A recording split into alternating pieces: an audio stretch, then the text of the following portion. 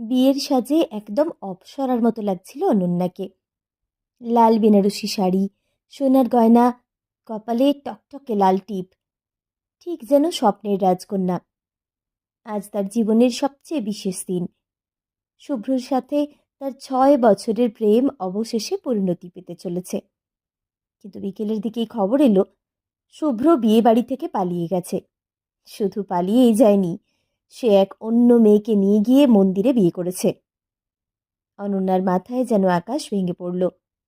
এতটা বিশ্বাসঘাতকতা, এত বছরের সম্পর্ক, পরিবারের সম্মতি, সব এক নিমেষে শেষ। ঘরের ভেতর কান্নায় ভেঙে পড়েছিল সে।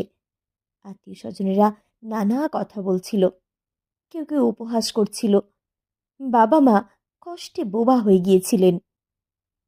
সময় গড়িয়ে গেল, অনন্যা নিজেকে শক্ত করে তুলল, কিন্তু সমাজের চোখে সে পরিত্যক্ত কন্যা।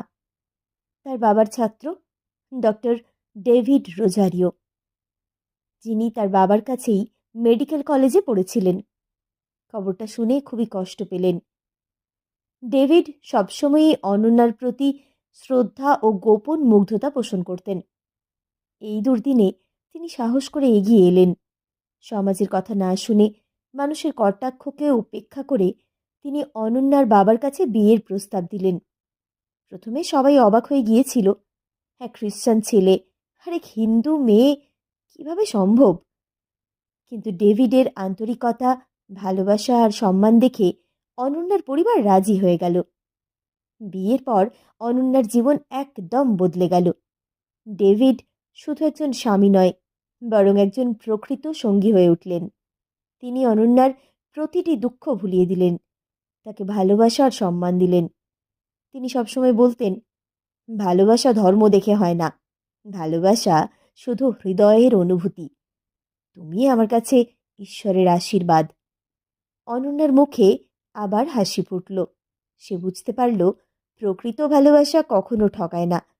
শুভ্র চলে গিয়েছিল, কিন্তু ভাগ্য তাকে একজন সত্যিকারের ভালো মানুষ উপহার দিয়েছে।